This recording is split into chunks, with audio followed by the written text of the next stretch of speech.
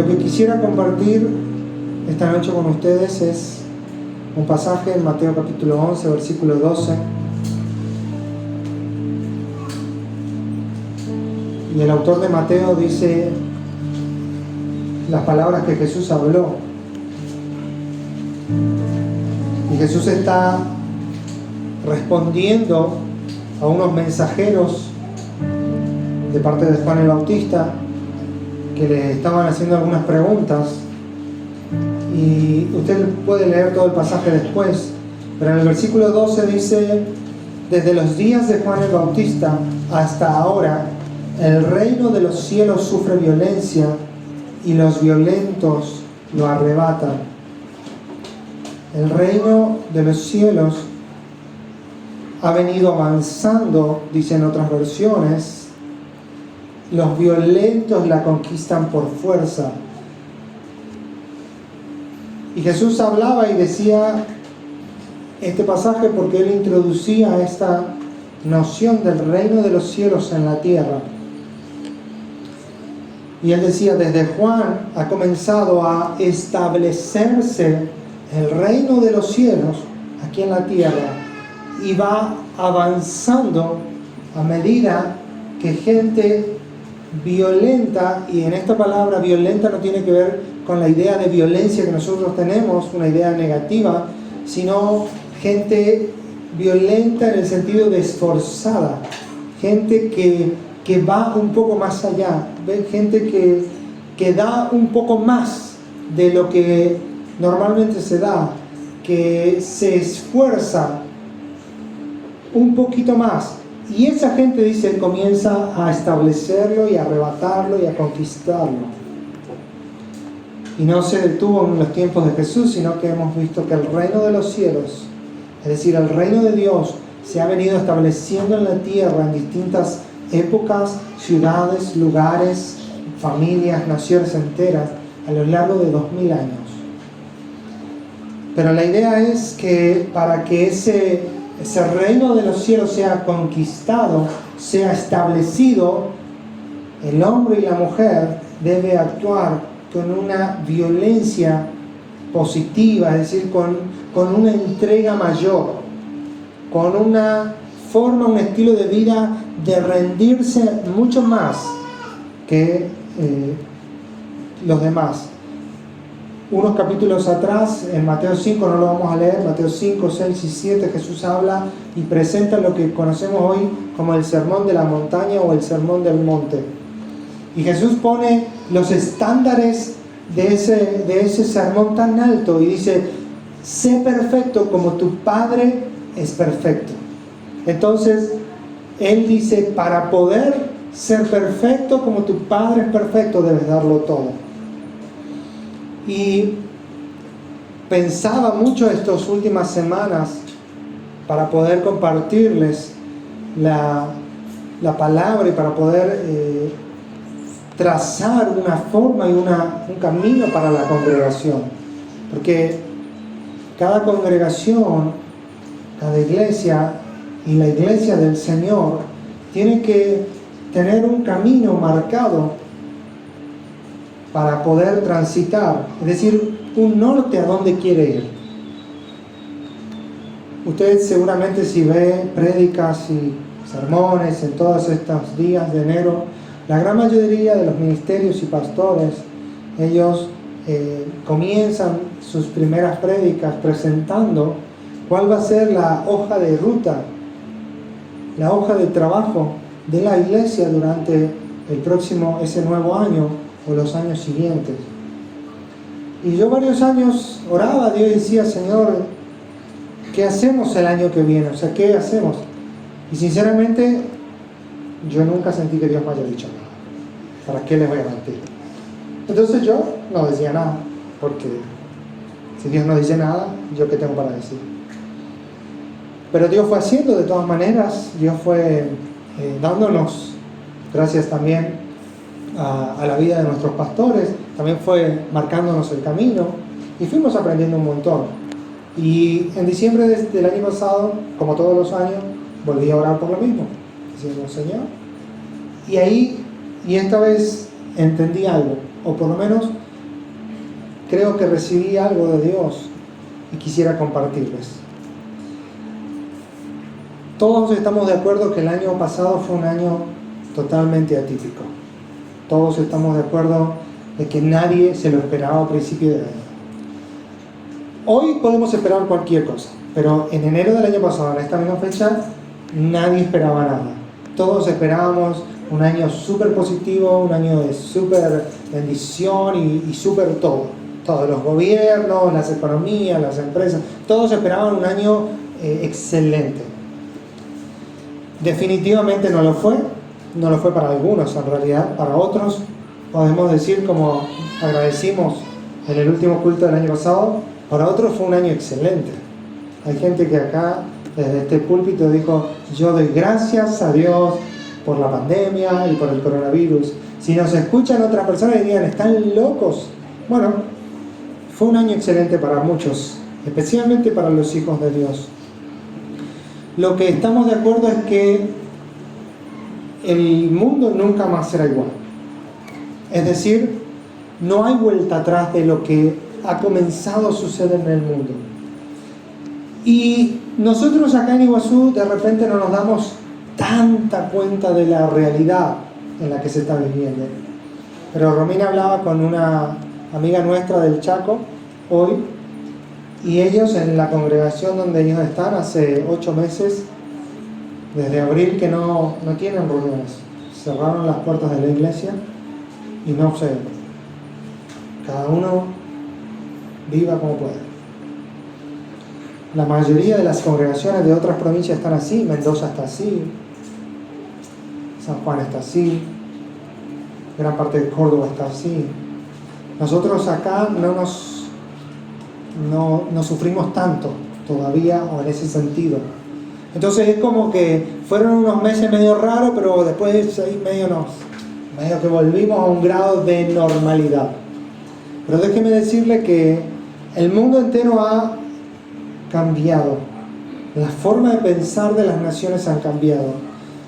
Hoy en día se habla de una palabra que quizás la escuchaste en algunos medios, de un gran reseteo global. ¿Alguien escuchó eso? El gran reseteo. Y eso es una idea que hace unos meses surgió de boca de algunos conspiranoicos, pero fue cobrando mucha fuerza al pasar de los meses. Y al ver que las economías y los países no volvían. Y esa palabra hoy ya no está en boca de algunos 2 o 3 que fantasean con algo. Esa está en boca de los hombres y mujeres que tienen que tomar las decisiones del mundo. Y esta idea del gran reseteo global o el gran reinicio es una idea de que todas las áreas de la vida del hombre van a ser afectadas. El área económica, el área política, el área de la educación, el área de las leyes y, por supuesto, no va a escapar de ella, el área de la religión. Todo en nombre de la humanidad. Es decir, que todo lo que se tenía por absoluto, que era preciso, que era inamovible, que no podía ser de otra manera en el área religiosa, política, económica o en el área de la identidad, de la forma de vivir, todo esto ahora entra en un relativismo, en una forma de decir todo puede ser cambiado, todo puede ser moldeado. ¿Y cómo nos damos cuenta? Porque ya las políticas pueden ser modificadas, las leyes pueden ser modificadas, las ideas económicas pueden ser modificadas, el sexo de las personas pueden ser modificadas. Y si le han podido convencer al mundo entero de que una persona puede levantarse cualquier día de esto y elegir su orientación sexual y su forma de autopercibirse, entonces lo más básico, lo que es más de la persona, más de la humanidad, es decir, quién sos, cómo nacés, si eso podemos modificarlo y ponerlo de una manera moldeable, volátil, gelatinosa, que no tenga forma, cualquier cosa podemos modificarla. Es decir, que lo que se espera es un gran socialismo mundial donde el hombre es Dios, es el centro. Es una forma de amar, una forma de buscar la paz, pero en los términos del hombre, no en los términos de Dios. En palabras del apóstol Juan, escritas en el libro del Apocalipsis, estamos nosotros viendo cómo el espíritu de la gran ramera se está levantando y se está manifestando frente a nuestros ojos. Ese es el diagnóstico de la humanidad. Nada va a volver para atrás. En donde trabajo, nosotros terminamos enero, febrero del año pasado, febrero especialmente el mes último que se trabajó con mucha fuerza, con un promedio de entre 40 y 60 vuelos diarios. Mucho. Hoy tenemos un promedio de 1 o 2 o ningún vuelo diario.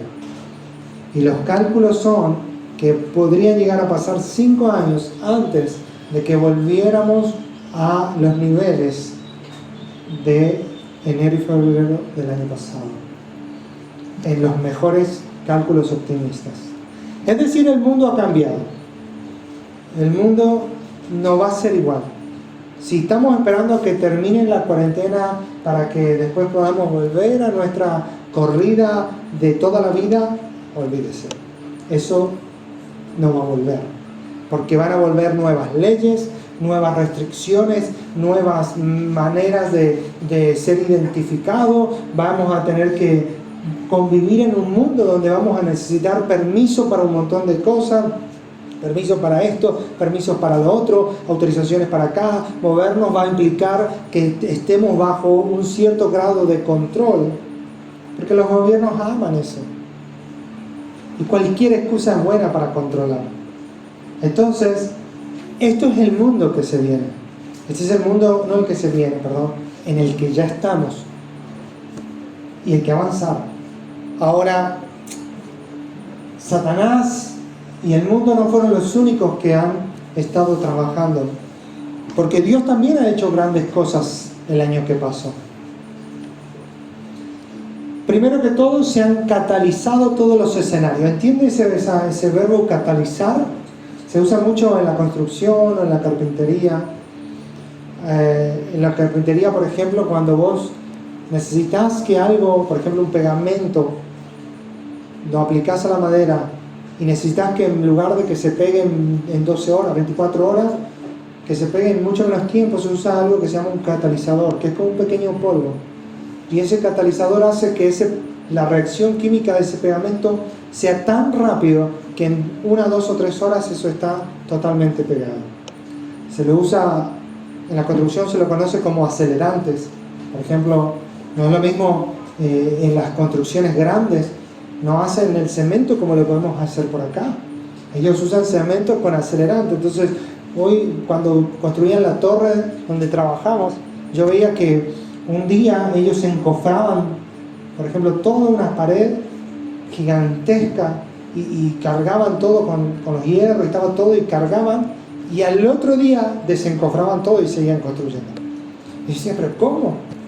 Claro, ese cemento tenía catalizadores o acelerantes que hacían que todos los procesos químicos se aceleren y los tiempos se acortaban en la producción. Bueno, Dios ha permitido que todos los escenarios posibles sean catalizados en el año pasado, y eso se va a potenciar mucho más. Por ejemplo, como Mateo 24:12, si quiere después lo busca, dice: y por haberse multiplicado la maldad ha aumentado a niveles sin precedentes. Y en eso estamos de acuerdo. Por ejemplo, las leyes que han aprobado últimamente, que no solo permiten el asesinato de niños en los vientres de la madre, sino por un montón de otras cosas. La maldad se ha potenciado. La maldad inclusive va a seguir en aumento. Va a hacerse cada vez mayor. Pero también la iglesia ha sido desafiada a un estilo de vida mucho más cercano al corazón de Jesús. Es decir, se han bajado las persianas de las mega iglesias, se apagaron las luces de muchos escenarios, se terminaron los shows, las conferencias, los mega eventos y los mega encuentros multitudinarios. Los carteles luminosos y los grandes escenarios se han apagado. Toda la gloria que el hombre esgrimía en nombre de Jesús fue puesta a prueba. Como en los días de Daniel, cuando usted lee la historia de Daniel,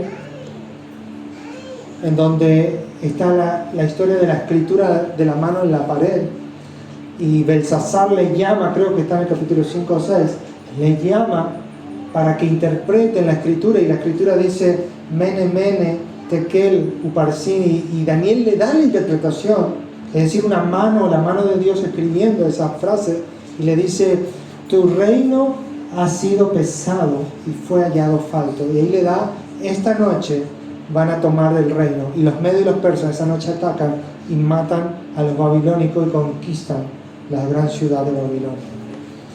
Así la iglesia de Dios ha sido puesta en una balanza, haciendo justicia de lo que Primera de Pedro capítulo 4 versículo 17 dice: porque es tiempo de que el juicio comience por la casa de Dios. Y si primero comienza por nosotros, ¿cuál será el fin de aquellos que no obedecen al Evangelio de Dios?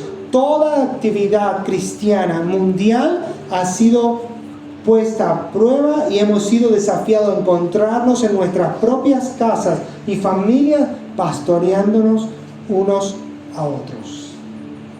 Ese es el diagnóstico. Eso es lo que ha pasado en el año. Y eso es lo que aún estamos viviendo. Nosotros nuevamente acá hay cosas que no nos percatamos y no nos damos cuenta. Pero en las grandes ciudades, o en algunos países, donde hay iglesias que reúnen a miles, en eventos que reúnen a miles y miles, lo cual no está mal, son cosas muy lindas y productivas, pero de mucha de la actividad cristiana mundial, Dios no era parte. Él había sido dejado a un costado. Si lo traemos a nuestra realidad, de muchas de nuestras actividades personales y aún eclesiásticas, Dios no participa. Muchas de ellas, Él está a un costado y solamente observa. Es decir, que muchas de las cosas que hacíamos no honraban a Dios, aunque las hacíamos para Dios. Muchas de las cosas en las que andábamos y vivíamos e intenciones que teníamos no honraban el corazón de Dios, porque no nacían de un corazón motivado por amar a Jesús, sino nacían de un corazón en donde el hombre, a veces hasta sin darnos cuenta, éramos levantados y ensalzados y nuestro corazón se sentía bien haciendo lo que hacíamos. Todo eso se nos fue quitado y nos hemos quedado con un 10 y un 20% de lo genuino. Pero ¿saben? Aún Dios actuando de esa manera es muestra de amor, porque Él toma ese 10-20% de genuino de mi corazón y dice: bueno, con esto me quedo. Como los que buscan oro, sacan grandes cantidades de tierra y sacuden y sacuden y lo limpian y se quedan con pequeñas pepitas de oro y dicen: esto es lo valioso. Por eso el consejo de Dios al profeta: si entre sacares lo precioso de lo vil, serás como mi boca. Entonces el tiempo en el que estamos viviendo es el tiempo donde Dios está sacudiendo el lagar, el trigo, para que todo lo que es paja vuele y lo genuino de Dios en nuestros corazones y nuestras vidas quede, permanezca. Amén. La solución no es un nuevo presidente. La solución no es una mejor economía. La solución no es nuevas leyes o un mejor ingreso económico. La única solución para el mundo en el que estamos es un verdadero avivamiento global, es decir, una verdadera manifestación de Cristo en la tierra. Y de eso quiero hablar hoy. Ante la pregunta que muchos de nosotros podemos hacernos, ¿las cosas se van a poner peor o van a mejorar? Y la respuesta es sí a las dos cosas. Sí se va a poner peor, por un lado, porque en Mateo 24:9 dice, Jesús hablando, dice, las naciones nos van a odiar por causa de Él. Él dice, les entregarán a tribulación, les matarán y serán aborrecidos de toda la gente por causa de mi nombre, Jesús, hablando sobre los últimos tiempos. Entonces, las cosas en cierto sentido se van a poner peor porque va a haber mayor inmoralidad, mayor pecado, mayor injusticia, mayores maldades. En estos días, junto con la ley del aborto, aprobaron una nueva fórmula jubilatoria. ¿Escucharon eso? Por ahí estaban muy compenetrados en esto, pero en toda la cortina de humo de la ley del aborto, el gobierno nacional aprobó una nueva fórmula para medir el aumento de las jubilaciones. Y esa fórmula es en detrimento en realidad de los jubilados, es decir, con la fórmula anterior en cada aumento ganarían un poquito más. Con esta nueva fórmula, en realidad cada aumento va a ser un poco menos. Injusticia. El problema surgió que unos días después a una jubilada, nuestra expresidenta y actual vicepresidenta, le acaban de autorizar una jubilación de 800,000 pesos mensuales sin pagar ganancia, retroactivo a los meses que no cobró. Entonces el mes que viene le van a tener que devolver 100 millones de pesos argentinos. ¿No ha aumentado la injusticia en una sola semana? ¿No te indigna eso? Seguro que sí. Una semana atrás, los jubilados ganando menos, y la antítesis, una semana después, a una sola persona, dándole esa clase de jubilación. Esto no va a mejorar en ese sentido. Al contrario, el mundo ha entrado en una espiral de corrupción y de inmoralidad, y no hay marcha atrás.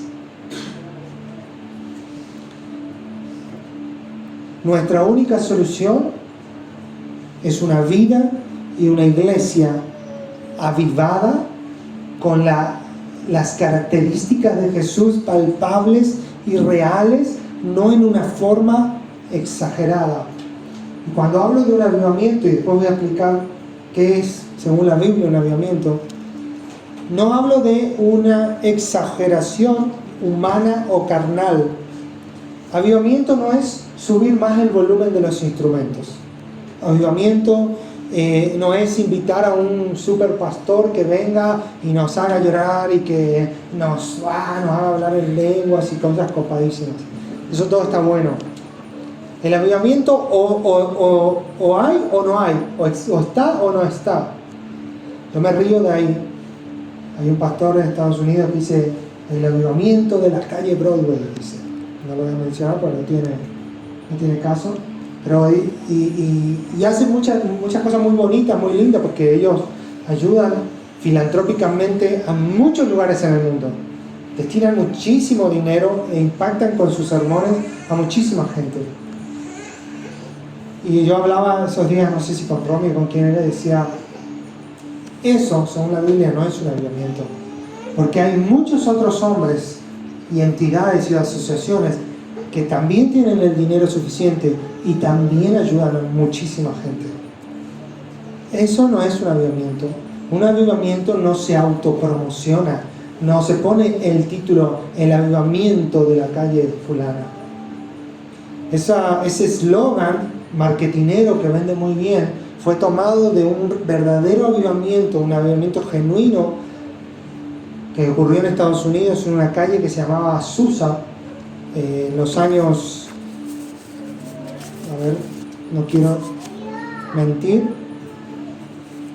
finales de 1800 y principios de 1900, y de allí surgió el nombre, el avivamiento de la calle Azusa. Hay un libro, yo lo tengo, creo que le he prestado a algunos.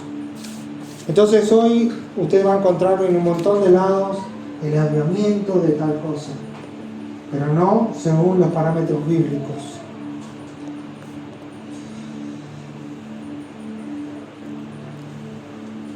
Se trata de rasgar el corazón en ayuno, en clamor, en arrepentimiento desesperado y dejar que el cielo se abra e invada la tierra. Avivamiento no es una nueva estrategia de evangelismo donde muchas personas son alcanzadas.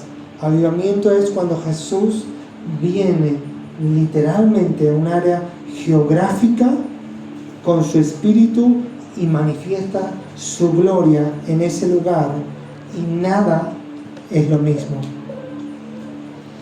Ya no hay más argumentos para el mundo. Por ejemplo, en la ley del aborto que se trató hace 2 años y en este año, se expusieron incontables argumentos científicos, biológicos, sociológicos, psicológicos, psiquiátricos, teológicos, en favor de la vida en el vientre de la madre. Se expusieron videos, se hicieron películas, se hizo de todo lo que se pudo para convencer a los hombres y mujeres que tenían que tomar la decisión de vetar esa ley. Sin embargo, ninguno de esos argumentos hizo cambiar en una milésima el corazón de esas personas. Es decir, que no se trata de tener un mejor argumento filosófico para ganar un combate, una conversación con las demás personas. Lo único que puede transformar el corazón del hombre y de la mujer es el poder de Dios manifestado y la ternura de Jesús manifestada en la vida de la iglesia. No hay otra. No hay otra.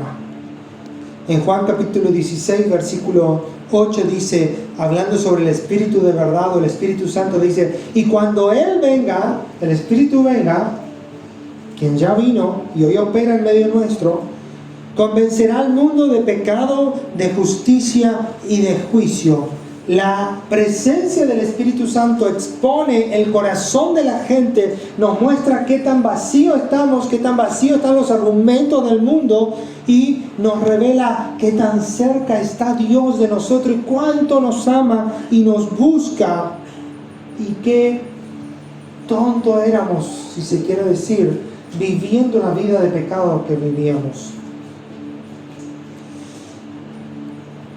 Cuando un avivamiento ocurre, toda la intención de impresionar a los hombres, de impresionar a las masas, todo eso se termina y queda un corazón desnudo, solamente enfrentado al corazón de Jesús, el único hombre, si podríamos decirlo con mayúscula, al que amamos, y también de quien nos vamos prendiendo cada día para vivir. Para el mundo que se viene, o es un avivamiento o es una religión muerta. La iglesia que se viene solamente puede caminar en estas dos opciones: o camina en un verdadero avivamiento, en una verdadera vida avivada, encendida, o camina en una estructura religiosa muerta, sin ningún tipo de sentido y ningún tipo de impacto en la sociedad. Busque por favor Hebreos capítulo 12.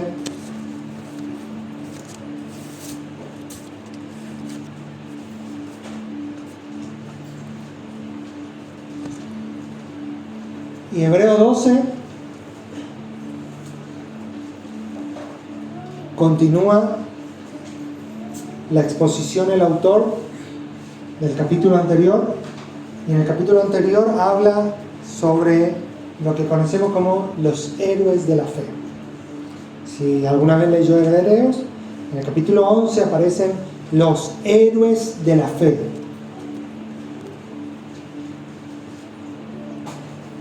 Y en ese capítulo aparecen Abel, Enoc, Noé, Abraham y un montón de hombres y mujeres también que vivieron en un nivel de fe y de vida tan intenso que ellos respondieron al llamado de Dios. Dice que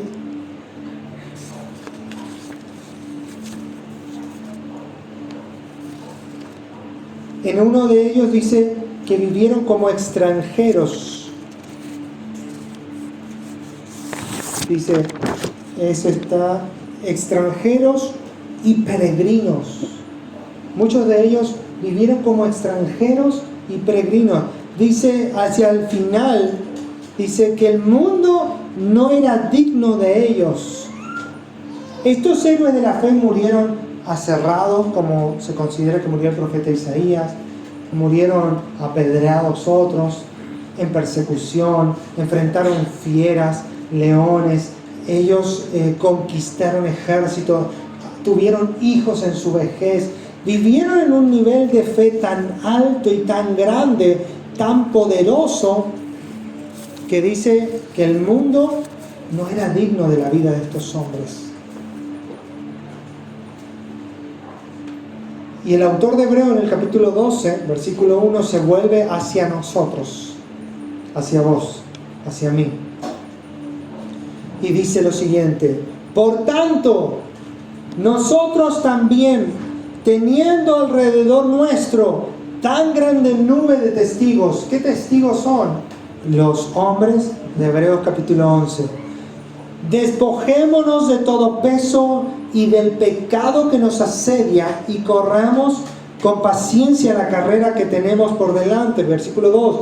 Puesto los ojos en Jesús, el autor y consumador de la fe, el cual por el gozo puesto delante de él sufrió la cruz, menospreciando lo oprobio, y se sentó a la diestra del trono de Dios. Es decir, el autor de Hebreos dice: ¿ustedes cómo van a responder en la actitud hacia su generación considerando estos testigos?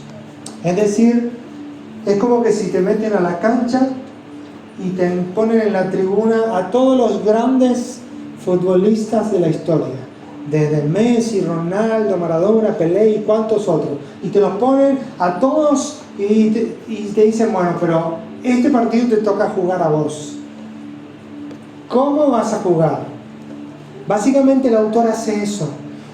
Presenta a todos esos hombres tremendos de Dios en el capítulo 11 y se vuelve hacia nosotros y nos dice: ¿y ustedes cómo van a responder a esa nube de testigos? Porque estos hombres están mirando cómo vivimos, y muchos de ellos han anhelado vivir en la generación que vivimos y no han podido. A ti y a mí nos ha tocado vivir en esa generación. No nos tocó vivir en la generación de Jesús, ni en la generación de Abraham, ni en la generación de David, ni en la generación de Sansón, ni en la generación de Daniel. Te tocó esta generación. Y si te tocó esta generación es porque Dios tenía intenciones con nosotros de que respondamos en esta generación como Él quiere. Pero hay una nube de testigos alrededor nuestro. Nuestros antepasados, los hombres de Hebreos 11, todos los hombres y mujeres que han vivido la vida cristiana íntegra, están en el cielo con Jesús y nos están mirando. Te están mirando. Cada día que vivimos, esa nube de testigos te miran a ti, me miran a mí y preguntan, ¿cómo vamos a responder al llamado de esta generación? ¿Cómo vamos a actuar en este tiempo?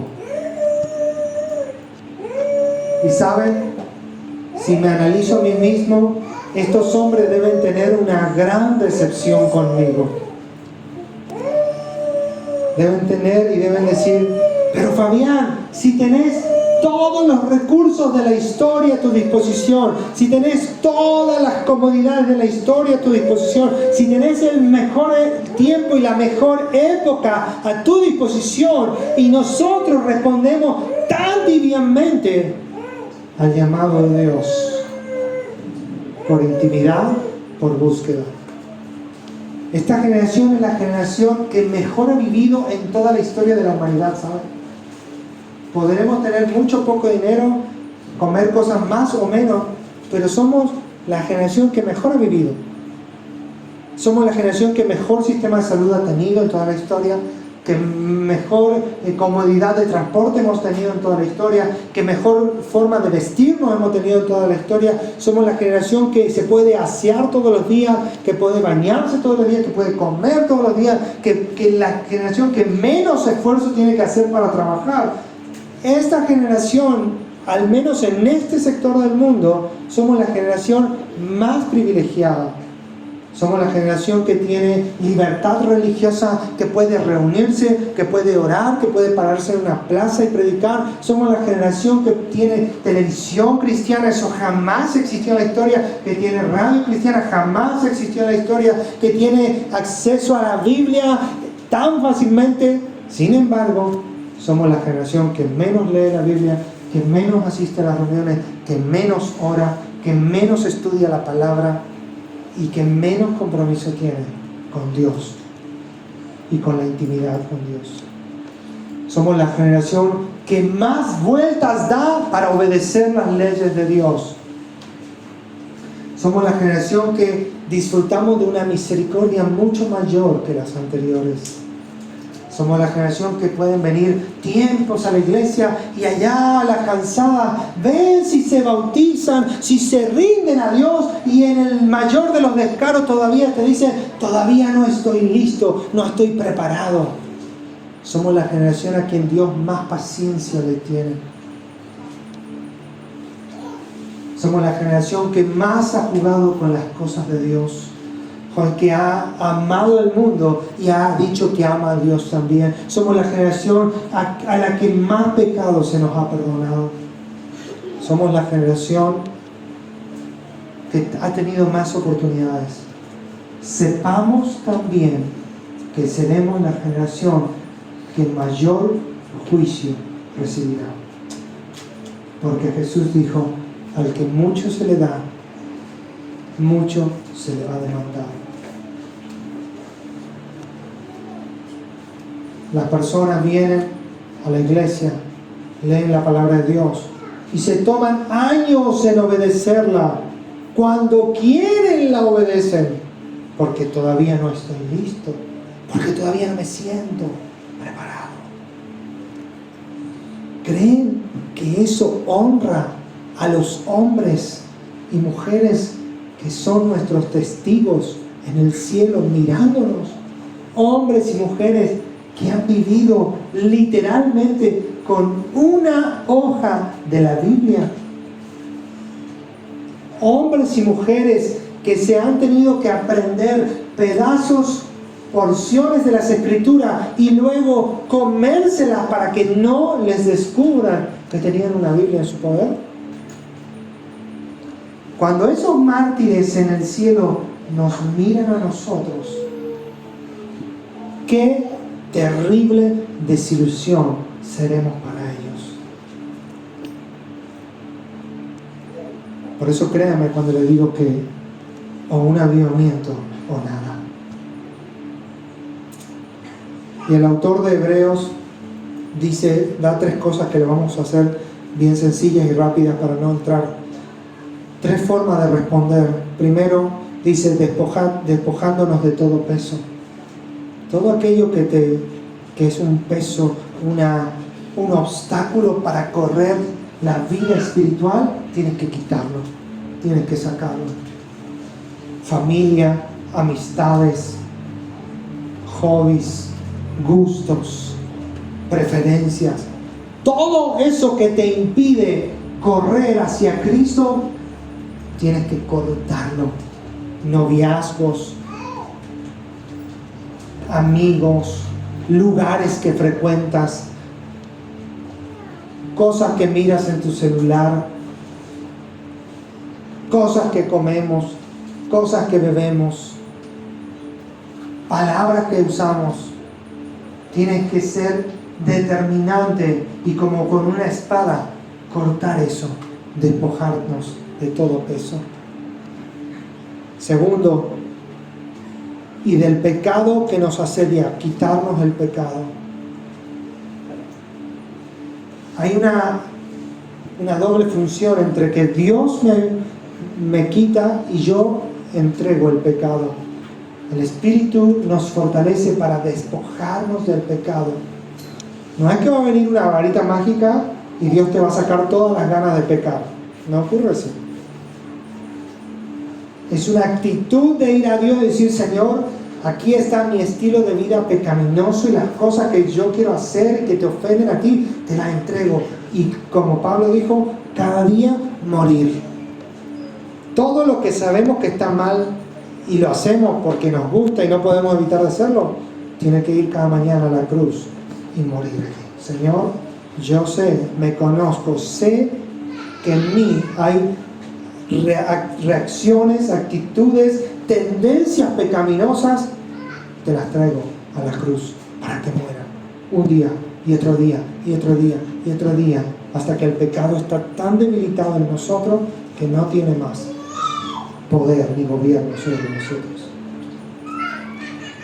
Y tercero, dice, correr con paciencia la carrera, pero la única forma, dice, puestos los ojos en Jesús. Mirar a Jesús, mirar a Jesús. Cada día, levantarte en tu casa y mirar a Jesús. Meditar cómo Jesús respondía cuando el enemigo lo atacaba. En el versículo 3 dice, considerad a aquel que sufrió. Considerar, ponete a pensar, mirad a aquel, es decir, a Jesús que sufrió y cómo reaccionó, cómo contestó ante las amenazas de Satanás. Mirar el ejemplo de Jesús. Ahora, algunos se preguntarán, todo muy lindo, pero ¿qué es un avivamiento? Y déjeme darle algunas palabras o frases que he anotado. Básicamente, avivamiento significa algo que estaba muerto vuelve a vivir. Esa es la idea. O algo que se estaba apagando vuelve a resucitar. La idea por detrás, la figura por detrás es cuando usted tiene un fuego, por ejemplo, una fogata, y ya le queda poquito, ya no hay un fuego, sino que ya sale humo. ¿Y usted qué hace? Mueve las brasas, quita la ceniza y empieza a soplar, ¿no es cierto? Coloca más leña y eso comienza a avivarse. Hoy en día somos más modernos, usamos secapelo, pistola de calor y otras cosas, nos agarramos más la tapa de la olla de la abuela y rompemos todo.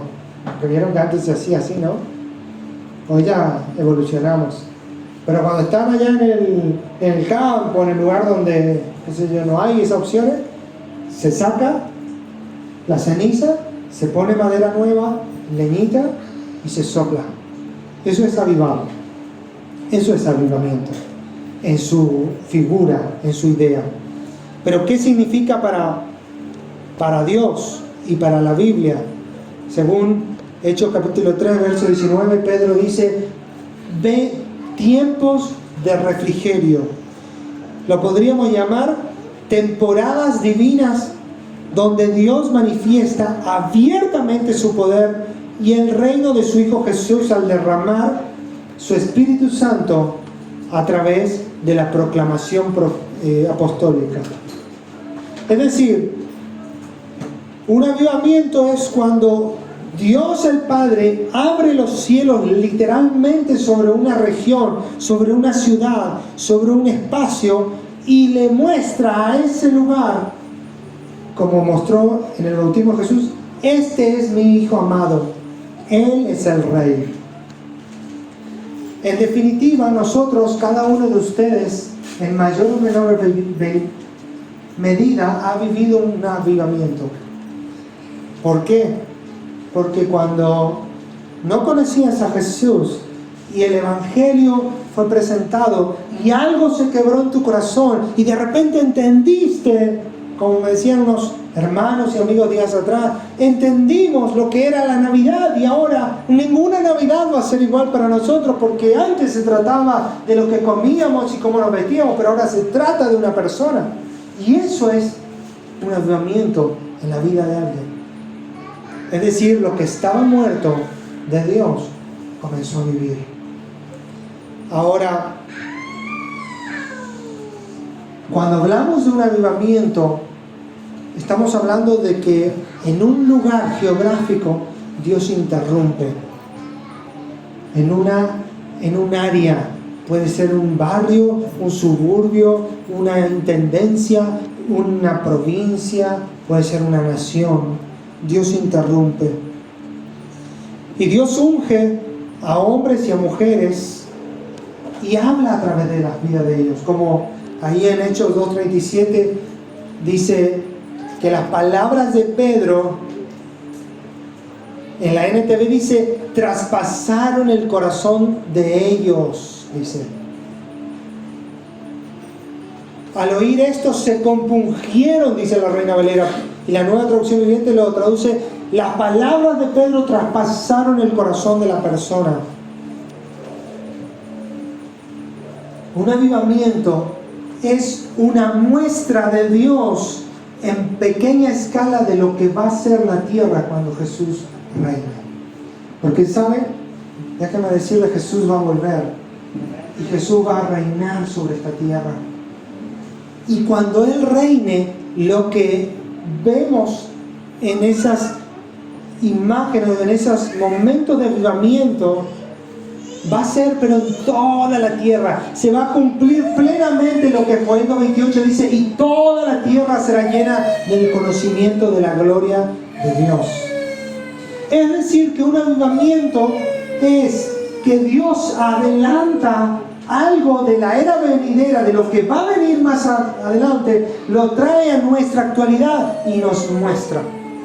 Es como esos perfumes que antes venían en las cartillas de arroz y que usted levantaba la tapita así y pasaba ahí el brazo, ¿se acuerdan? Y algunos solo vivían de... ¿Entiende, no? Entonces, no compraban nunca el perfume. Total, las cartillas eran... Todo el mundo tenía uno. No sé, había otra marca, no me acuerdo cuál era, que traía los perfumitos, ¿cómo se llamaba? Las muestras chiquititas. Bueno, yo tenía puras muestras. Jamás compré un perfume, pero tenía las muestras. Entonces, avivamiento es cuando Dios permite que lo que va a ocurrir más adelante ocurra hoy en un área geográfica específica. Es decir, es un tiempo donde todas las cosas se aplanan. Es un tiempo donde los hombres dejan de estar al frente del escenario y pasan a un segundo plano y Dios está al frente del escenario. Un avivamiento generalmente dura, en la historia ha durado entre 3 y 5 años, no ha durado mucho más que eso. Sí se ha replicado en muchos otros lugares. Un avivamiento es cuando los cielos verdaderamente se abren. Yo sé que según la palabra de Dios, cada uno de nosotros vive sobre cielos abiertos. Es decir, y eso lo enseñamos en el curso prebautismo, cuando decides seguir a Cristo y decides bautizarte, dice, los cielos son abiertos para tu vida. Ahora, lo que hacemos es orar, clamar y ayunar para que los cielos se abran sobre la vida de mi prójimo, de mi amigo, de mi familia, de mi compañero, de mi esposo, de mi esposa, de mis hijos, porque por ellos hay que clamar. Los cielos están abiertos sobre ti. Tú te arrodillas y clamas y decís, Señor, te necesito, y viene una respuesta de Dios rápidamente. Quizás estás cansado, o estás triste, o estás inclusive en pecado, pero ahí doblas tu rodilla y derramas tu corazón y dices, Señor, perdóname, ayúdame por favor, y viene un refrigerio sobre ti. Pero ¿y el otro? ¿Y tu papá? ¿Y tu mamá? ¿Y tus hermanos? ¿Y tu familia? Por ellos es que hay que contender por un avivamiento. Jesús, en Lucas capítulo 4, versículo 1, dice, lleno del Espíritu Santo, volvió del Jordán y fue llevado por el Espíritu al desierto. Y en el versículo 14, después de la tentación de Jesús en el desierto, 40 días de ayuno, dice, y Jesús volvió en el poder del Espíritu. Es decir, que una cosa es caminar lleno del Espíritu y otra cosa es caminar en el poder del Espíritu. Son dos cosas distintas. Y vamos a entrar un poco en la historia, hacerlo muy breve. Avivamientos han habido en muchas oportunidades. Uno de los primeros ocurrieron con David y Salomón. Después ustedes lo van leyendo y buscando. 80 años de avivamiento tuvo Israel. 40 años con la vida de David, 40 años con la vida de Salomón. Y fue un tiempo de avivamiento verdadero.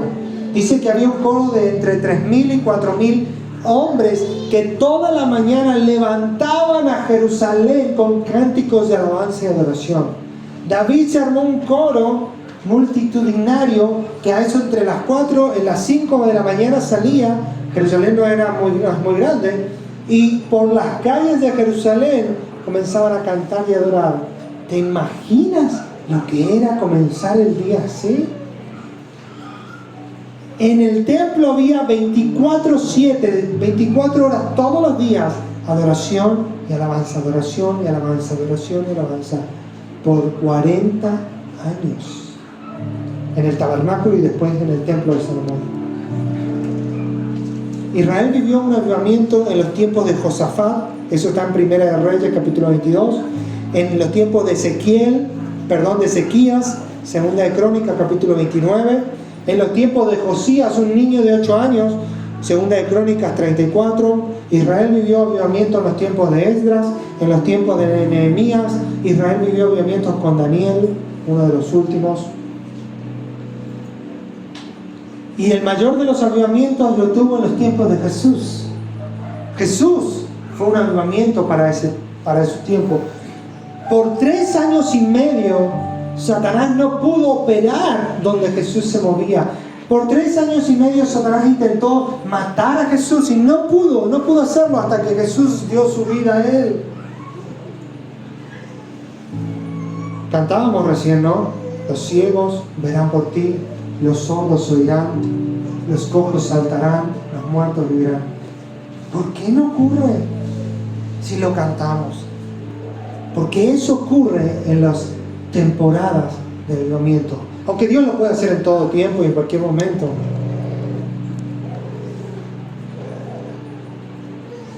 En un avivamiento los demonios son expulsados, los atormentados por el diablo son libres, los muertos resucitan, los enfermos son sanos, las cosas se corrigen. Ahora usted dirá, Jesús muere, resucita con un cuerpo glorificado.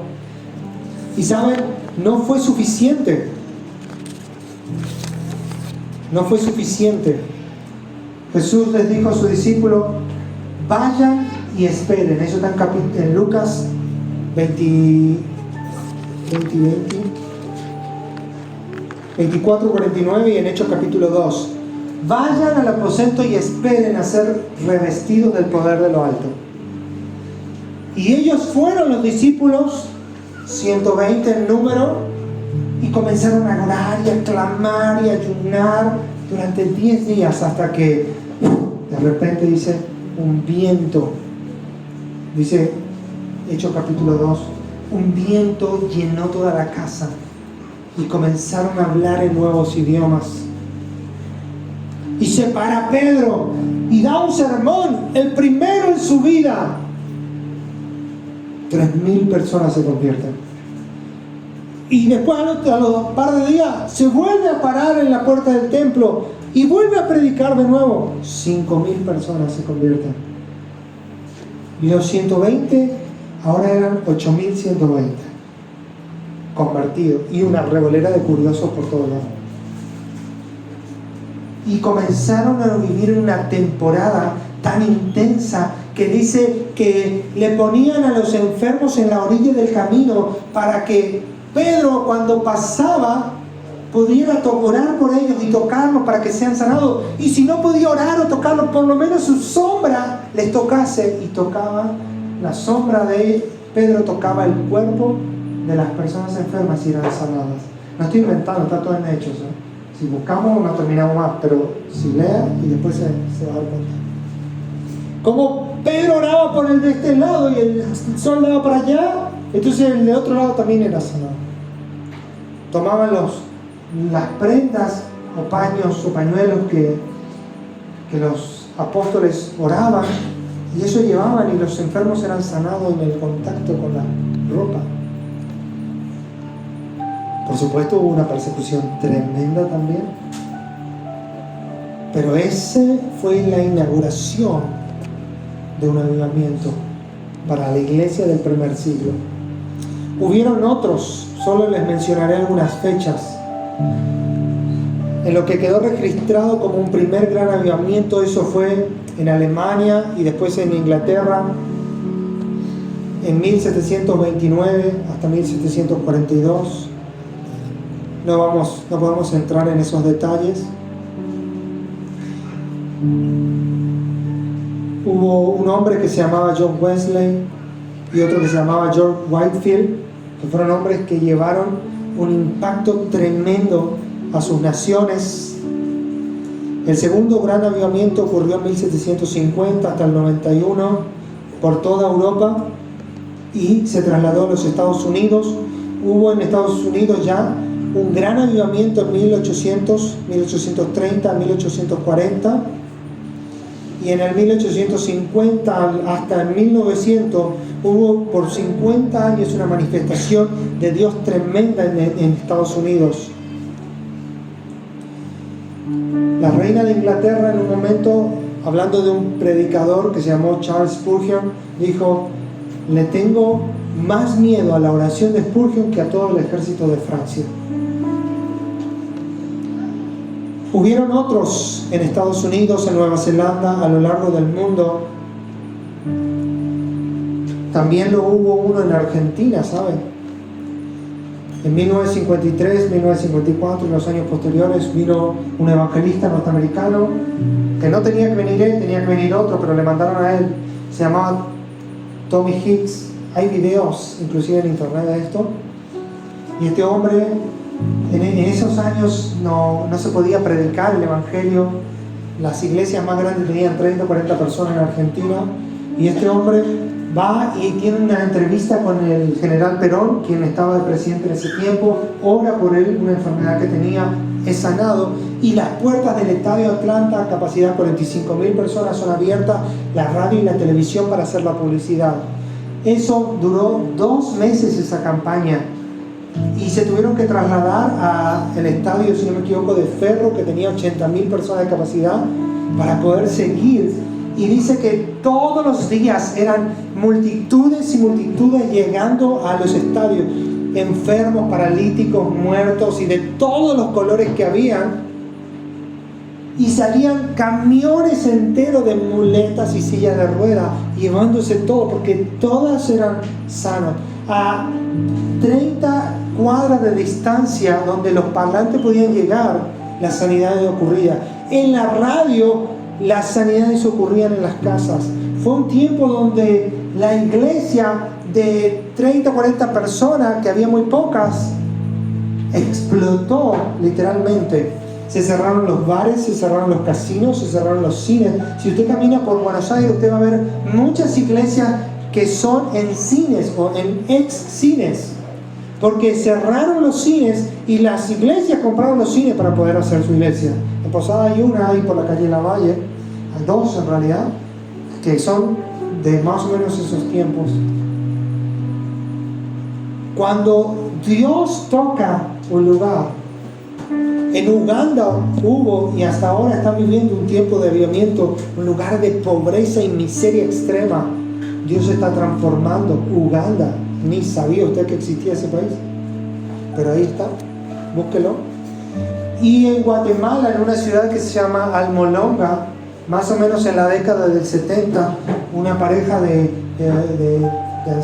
gente mayor tuvo la comisión de Dios de ir a orar a un monte. Y esa ciudad de Almolonga tenía 20,000 habitantes más o menos y 4 cárceles abarrotadas que no podían recibir más, porque todo el mundo era alcohólico en esa ciudad. Una pobreza, el suelo no daba nada, no había nada para producir, seco. Era un lugar de muerte, de alcoholismo, de promiscuidad. Era un lugar horrible, una ciudad caótica, dedicada a una ciudad mayoritariamente de gente originaria, aborígenes de la zona. Y Dios le lleva a esta gente a orar por varios meses, hasta que después Dios despierta a un pastor, a un hombre que sale del alcoholismo, y de la noche a la mañana Dios empieza a visitar esa ciudad y la gente se empieza a convertir y empieza a dejar el alcoholismo, y los brujos se empiezan a convertir y comienzan a abandonar sus hechicerías, y los bares, que habían como 36 de ellos, empiezan a cerrar, y las cárceles. Al día de hoy Almolonga no tiene cárcel, el 98% de la población es cristiana, evangélica, 25 iglesias hay fundadas en la ciudad cuando había una o casi ninguna. No hay ningún tipo de delito, y la tierra fue sanada, porque hoy en Almolonga, y lo puede buscar en internet, se producen las frutas y los vegetales más grandes de toda Sudamérica. Las zanahorias tienen 40 centímetros de largo y los zapallos son de cientos de kilos. Dios visitó esa ciudad y la dio vuelta, literalmente. Su economía antes no producía nada, hoy hay más de 60 camiones que salen de la ciudad llevando los vegetales para venderlos en las ciudades más grandes. Los científicos han ido a ver qué pasó, porque creo que Dios cambia al alcohólico, pero la tierra, y no tienen grandes herramientas, no usan fertilizantes. Dios sanó la tierra. Un avivamiento es lo que el mundo necesita. Es un tiempo de avivamiento, y tú y yo necesitamos pelear por eso, contender por ese avivamiento.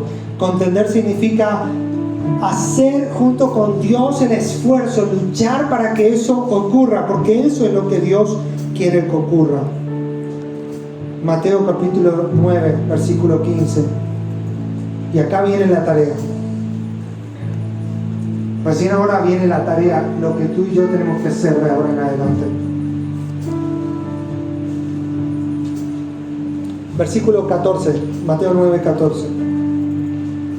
Entonces vinieron a él, es decir, a Jesús, los discípulos de Juan, diciendo: ¿por qué nosotros y los fariseos ayunamos muchas veces y tus discípulos no ayunan? Le dijeron a Jesús. Y Jesús les dijo: ¿acaso pueden los que están de boda tener luto entre tanto que el esposo está con ellos? Pero vendrán días cuando el esposo les será quitado, y entonces ayunarán.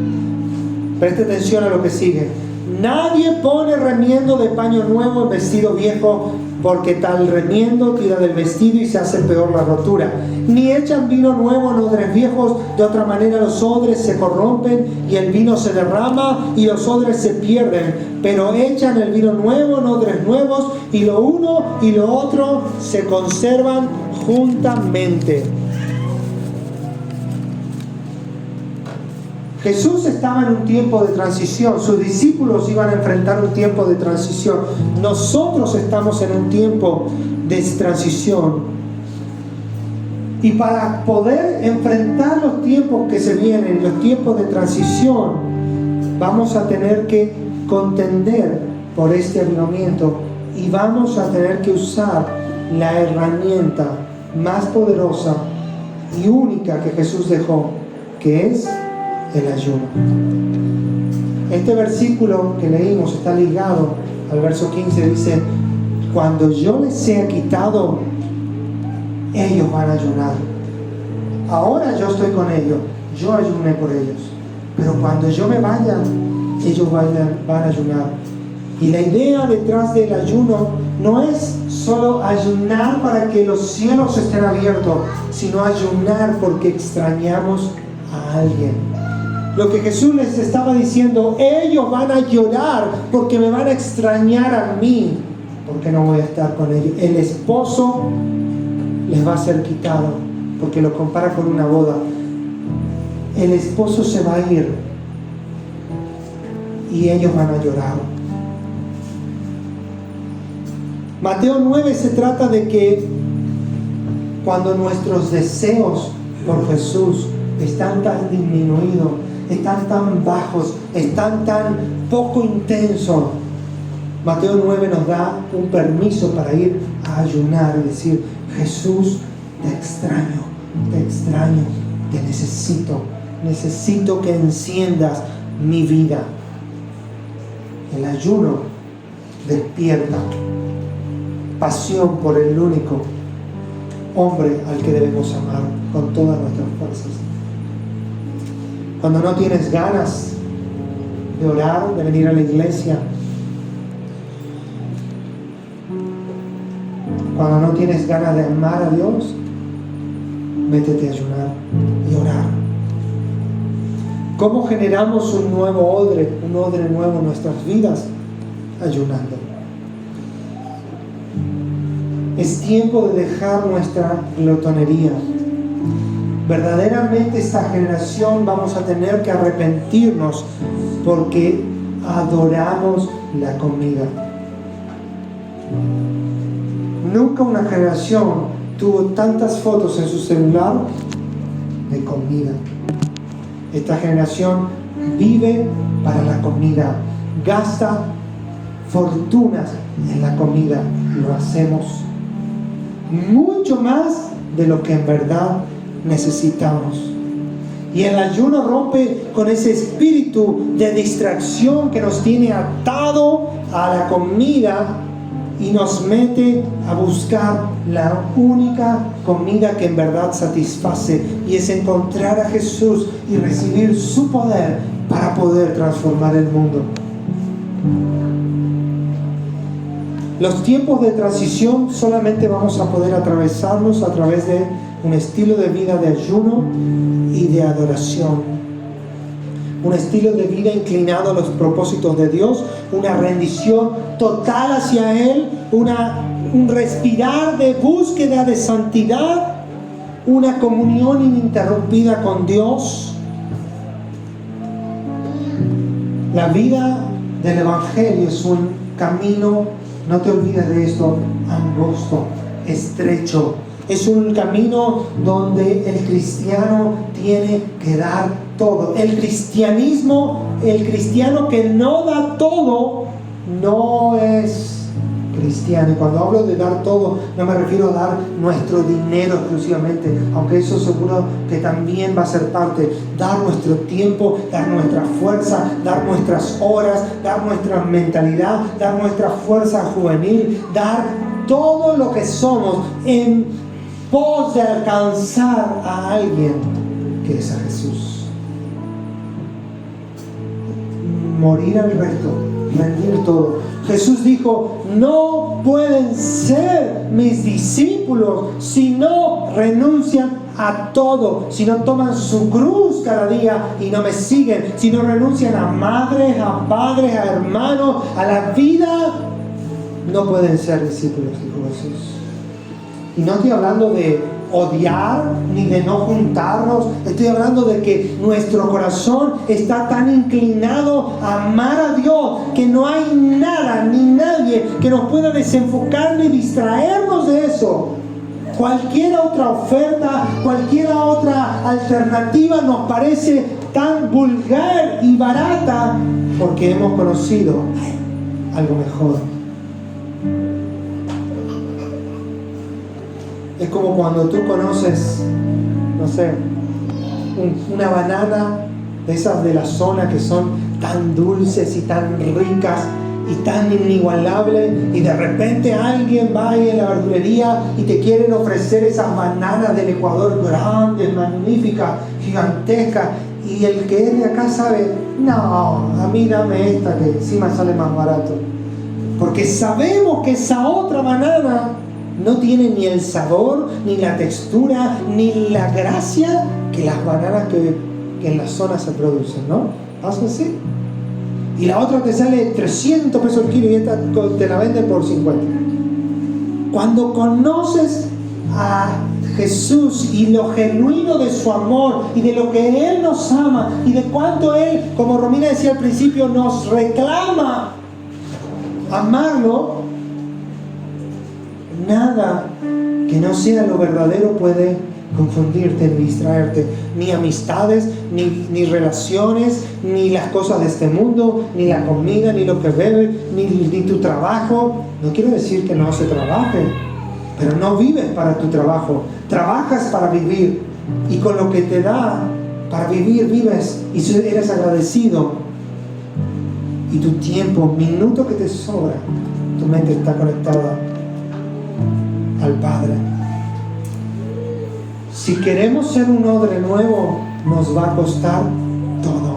Este es el verdadero evangelio, el evangelio apostólico. Para poder vivir en un evangelio apostólico, para poder vivir en el poder que los apóstoles tuvieron, que hablábamos recién, debemos vivir como ellos vivieron.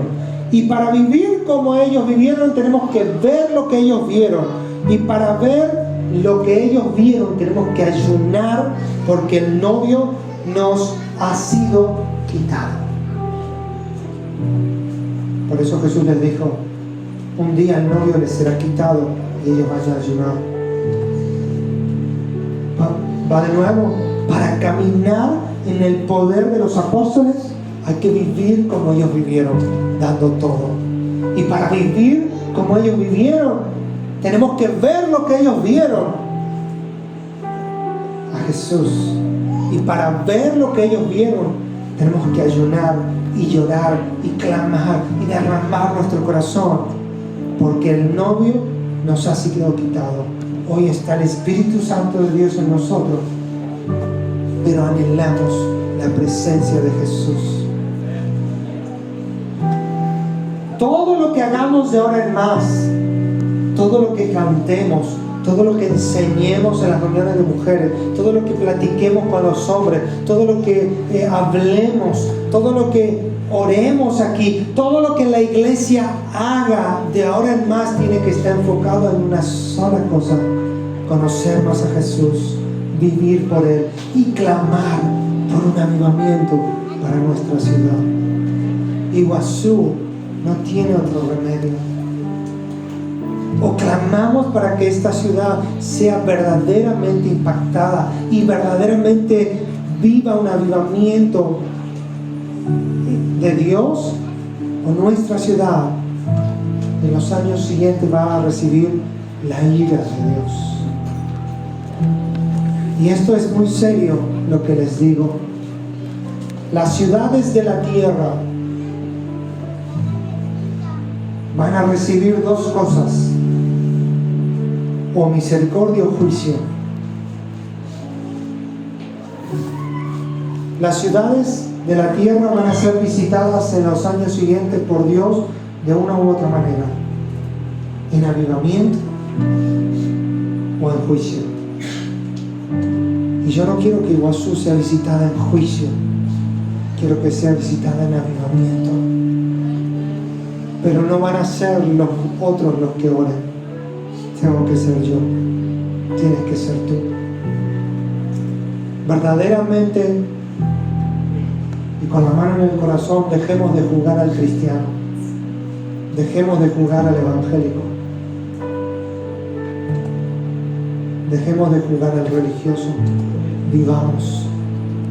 Vivamos para Cristo, amemos, oremos, busquemos, clamemos, derramemos nuestro corazón.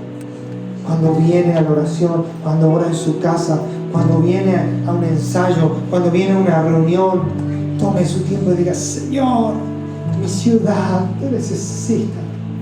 Esta ciudad necesita de ti. Esta ciudad necesita encontrar esa persona que eres tú. Señor, trae un avivamiento sobre nuestra ciudad. Avivamiento no es comprar una iglesia, ¿saben? Avivamiento no es edificar un templo. Avivamiento es que los hombres y las mujeres corren desesperadamente a los pies de Jesús, van y están a cuadras de distancia y corren a la iglesia más cercana y claman: Señor, sálvanos. Vidas transformadas. Cuando Jesús visita un lugar, el hombre y la mujer en un instante deja su pecado, abandona sus vicios, se pone en la brecha y camina con Dios. Pero su casa, yo, usted, mi vida, nuestra vida, en ese clamar por avivamiento, va a ser confrontada. Porque Pedro lo decía, Dios primero nos va a corregir a nosotros. Dios va a corregir primero a sus hijos, porque el padre al hijo que ama, a ese le corrige, y Dios nos ama. Dios nos va a corregir de nuestros pecados, de nuestra falta de perdón, de nuestros odios, de nuestros rencores, de nuestra glotonería, de todo lo que nos está atando a este mundo. Dios lo va a hacer. Así que en este tiempo y en este año, que todos sus esfuerzos familiar, personal y colectivo estén enfocados en esto. Señor, límpiame más, corrígeme más, santifícame más, aviva mi vida, derrama tu avivamiento sobre esta ciudad. Amén. ¿Lo va a hacer? ¿Lo vamos a hacer? Es preferible que muramos en el intento, pero que un día nos encuentre en el cielo diciendo a Dios: Señor, hemos clamado, hemos orado.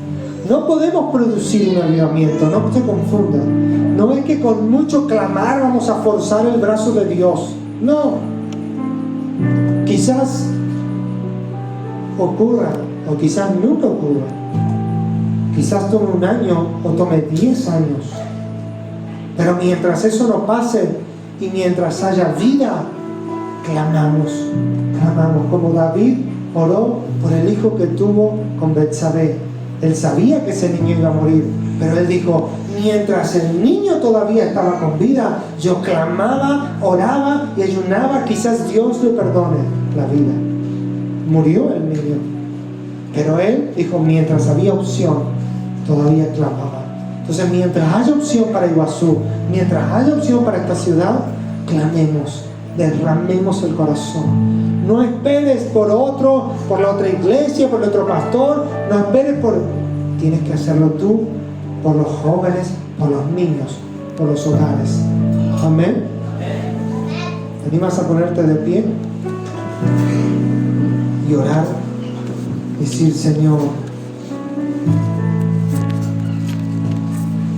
yo quiero ser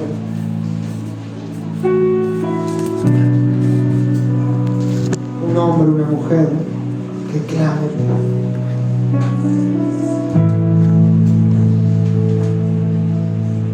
¿Alguno quiere venir y orar aquí adelante y clamar a Dios? Sí, Señor. Señor, todavía sí, en mi ciudad todavía hay tiempo.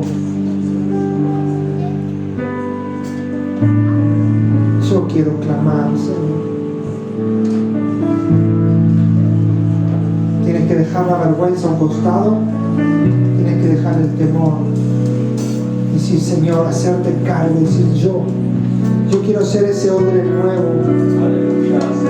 Yo quiero ser ese odre nuevo. Transforma mi corazón. Transforma mi corazón. Señor, clamo por nuestra ciudad. Ten misericordia de Iguazú. Ten misericordia de esta ciudad. Ten misericordia de nosotros. Derramamos nuestro corazón y clamamos por salvación, por libertad. Porque tu Espíritu se ha derramado. Derramamos nuestra alma y nuestro ser. Oh Jesús, mientras haya tiempo queremos clamar. Queremos clamar a ti. Quebrar nuestro corazón, derramar nuestro vaso. Derramarnos delante de ti, Señor. Ten piedad de nuestra ciudad y rompe el yugo del pecado, rompe el yugo de la esclavitud, rompe el yugo de la necesidad. Oh, Jesús, vamos a ti, Señor.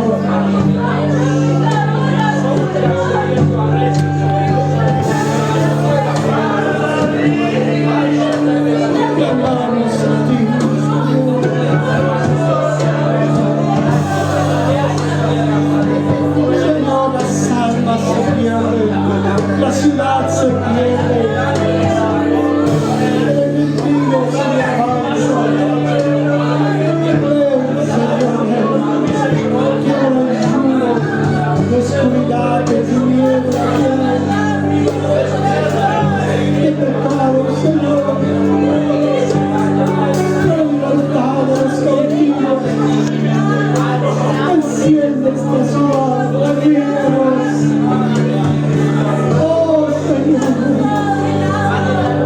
Santifícanos, purifícanos, sálvanos. Queremos ser hombres nuevos que claman día y noche delante de ti, que te ocupen el corazón para que tú puedas derramar vida nuevo.